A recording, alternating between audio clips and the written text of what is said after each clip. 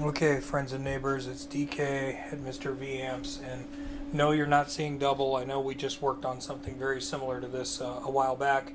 This is another one from a different person.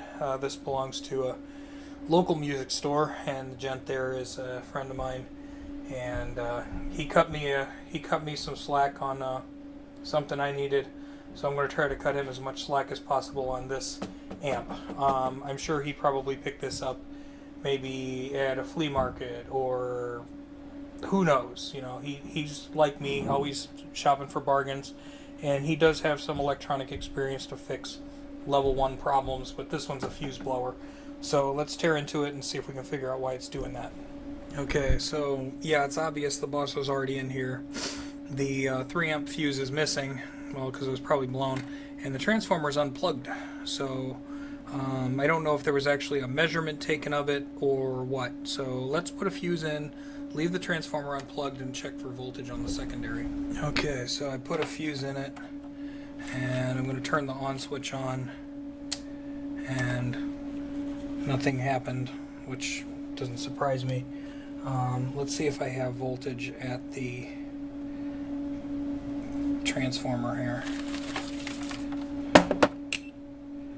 Voltage.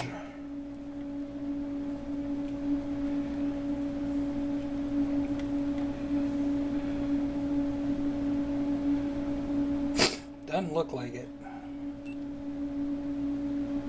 Nope, we do.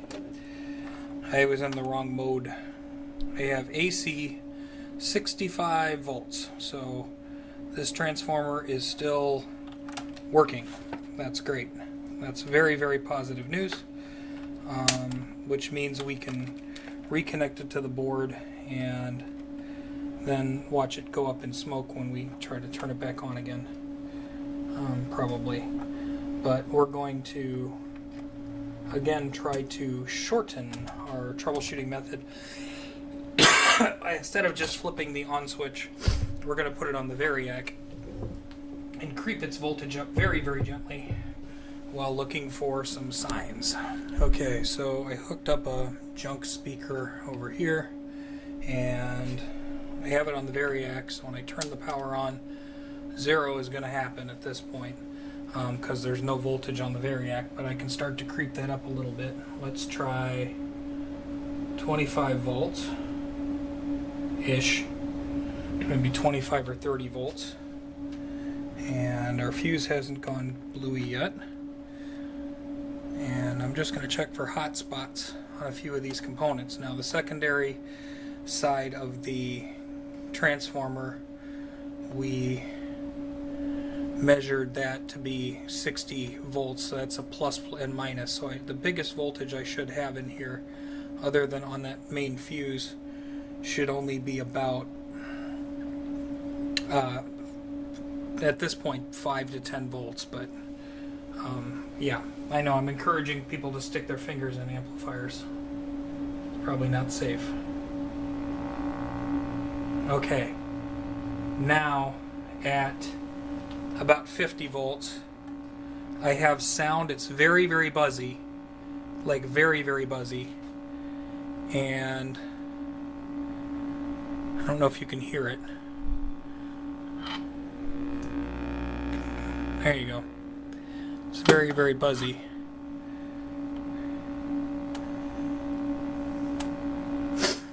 But that sounds almost like something power supply-ish. Oof. These two diodes are getting really, really hot. So, okay. So these two diodes are really, really hot. So it's possible, usually, if these transistors are shorted, they're kind of what likes to get hot. But we've obviously got something that's drawing an astronomical amount of current down to earth. And in our previous one, we did have bad diodes. We actually had these diodes go bad in our other amplifier that we tested before. So I'm curious if maybe this critter also is suffering bad diodes. Don't know yet.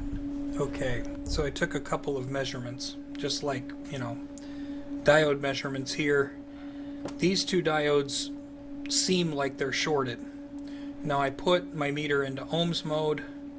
This capacitor seems to be capacitating like a capacitor. This one actually acts like it might be shorted. So I think I just want to nip this one out of the circuit and just see if the short goes away. So we'll just nip that. Pull that back. That's the negative side of the lead. Now I'm just going to check the diodes again. That still acts shorted. That one still acts shorted. Now let's go back into ohms mode. And let's see if this capacitor looks like a capacitor again, or it still looks like a short. It looks like a capacitor again, so that's fine. This cap is not shorted, so I can reattach that leg. No big deal. But these diodes still look to be shorted. Probably gonna need to pull this board out and do a little bit more testing, but on our other one we actually did have these diodes go bad, so obviously I'm suspect of them, you know, same animal, same kind of problem. But I might be on a goose chase. We might have something way farther down the line that's making it look like there's shorts here. You don't know till you start deleting things that are messed up, and you know, when you take the bad part out of the circuit, the short goes away. Okay, so I got the board flipped up, and just for giggles, I just did a quick shorts test on the transistors down here, big power boys, and they did not show shorts, so that's good. So we're warming up the solder sucker 2 million, and we're gonna lift one half of those diodes out of there and see if the diode itself is shorted. Dun dun dun. Okay, go figure. This diode, which was the same one that was blown up on the one from a month ago, is definitely the one that's blown up here. Once I got this thing lifted up so only one leg is here, yeah, we have a dying elephant in the background there if you can hear him. We have a this one tests okay, so this one is definitely bad. This one is probably okay, which is weird because it mirrors the other one, except this one didn't lose its transformer because apparently the fuse worked. Cool. Okay, kids, so I've got it on the Variac. It's still running at reduced voltage, and I need to use my cheater specs to read this. This diode that went bad was 1N5402. I replaced it with 1N5408, which is just a higher voltage version of the same stupid thing. And we're at, I don't know, 50, 60 volts right now, and she's amplifying. So yeah, that was it. That was the thing. So I think other than that, just got to check some other functions, but I think we're fixed. Okay, so we went from can't turn it on to, you know, well, a thing that blows the fuse when you turn it on, to a healthy working amplifier with reverb. And yes, I checked, all 3 channels work. Yes, the equalizer works, and obviously the reverb works because you just heard it. So it's a win.